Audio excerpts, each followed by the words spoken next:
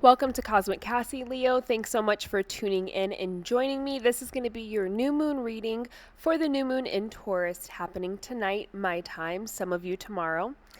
I wanted to start off first with some channeled messages that I got from my guides with a few energies that we'll all be experiencing on a very, very much collective level. And then we're going to dive deeper into how you're going to experience this energy from the new moon, Leo, with the tarot. So, starting off, I had 3 different ones. The first one was to focus on what brings us pleasure and how to ground that into our everyday lives. The next one was to consider areas of our life that are chaotic and tumultuous and how we can bring them into order and practicality. And finally, allowing yourself to step back from energies that are stressful and draining so that you can gain a new perspective on old patterns. And these old patterns are typically what invite in that stressful and draining energy when we repeat these patterns. All right, Leo, thanks for listening to that. Let's go ahead and tune in with the tarot now while I pull your messages, just so you are aware. If you want a personal reading, CosmicCassie.com is my website where you can book that. And if you could like the video, I would greatly appreciate it, as it's free and low effort for you. And subscribe if you do want more videos in the future, as I do post for all signs. All right, let's see what we have for Leo. What does Leo need to know during this new moon energy? What does Leo need to know during this new moon? Show me, what does Leo need to know during this new moon? Right out the gate,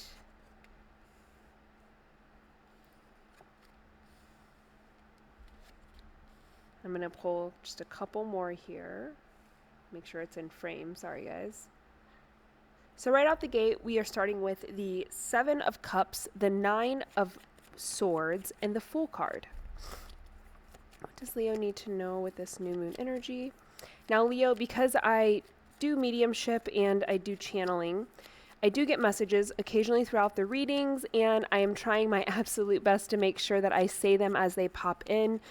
Usually they come in very quickly and they leave just as quickly, so I promise to do my best to make sure that I'm saying those messages as they're coming in when I can.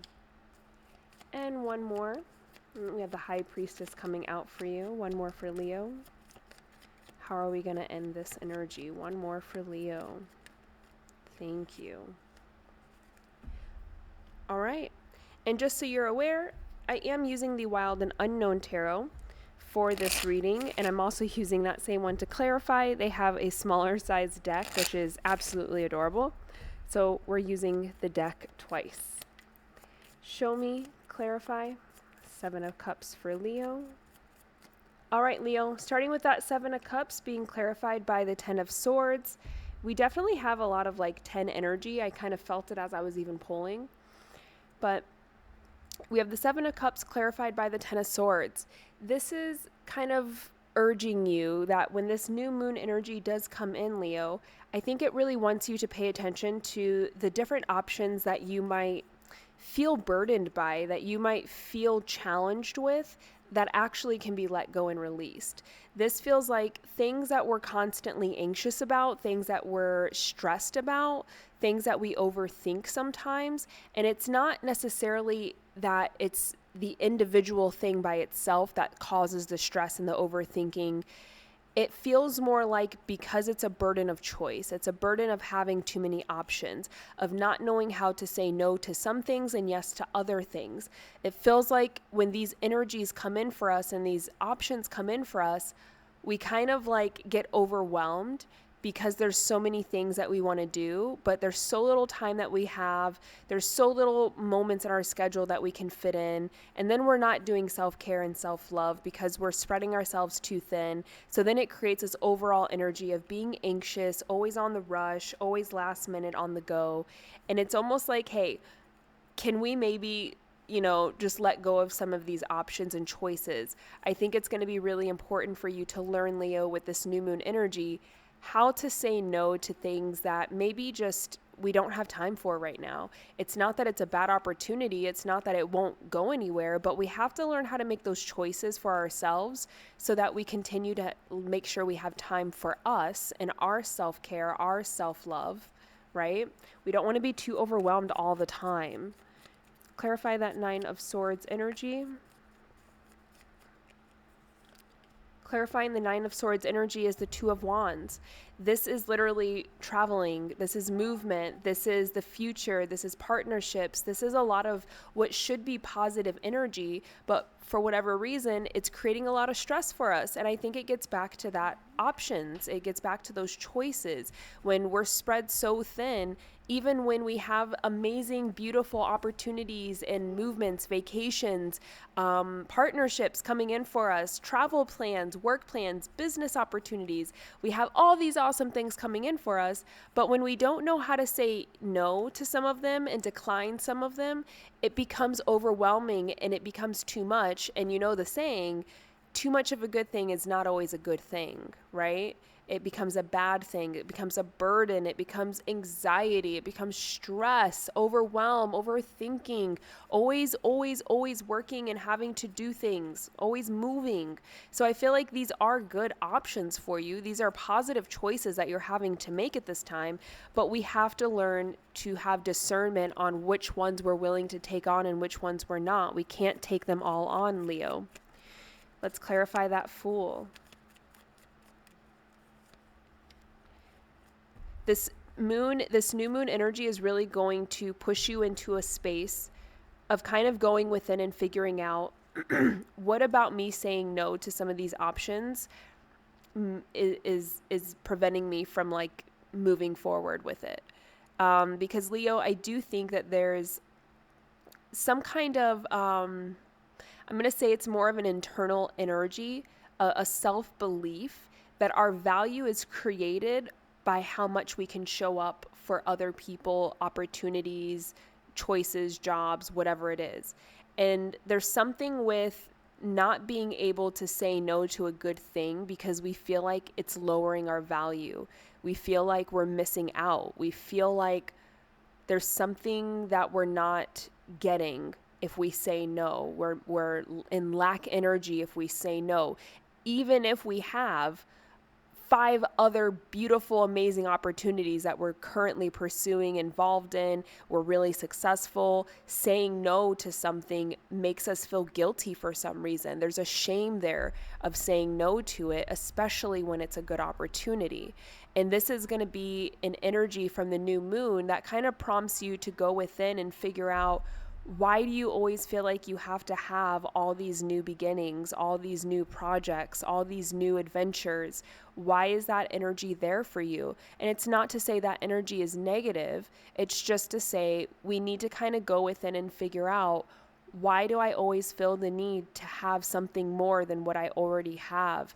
Why do I feel the need to say yes to new adventures, new things coming in, new choices, new prompts? Why do I always want to say yes? Even when I'm overwhelmed, overstretched, no time available, I keep wanting to say yes, and then I feel guilt and shame if I don't. Go ahead and clarify that High Priestess for Leo here. High Priestess is clarified by the High Priestess. This is why I wanted to use the same exact deck. The High Priestess clarified by the High Priestess, it's letting you know that when you have this kind of internal dialogue with yourself and self-exploration, it's going to be a lot easier to tune in to your intuition here. It's going to be a lot easier to see the synchronicities, to understand certain events, why they're happening the way they are, why divine timing is so important. This doesn't necessarily feel like, oh, we're going to be guiding you through everything now. It feels more like you're getting an understanding of how the universe works and why it's not good to always say yes to good things, why it's not always good to fill your schedule to the brim with positive, productive, amazing opportunities. It's like you're getting a perspective. The universe is allowing you to peek inside and see this is how it works. And then there's like this aha moment of like, oh, that's why it's actually creating something negative.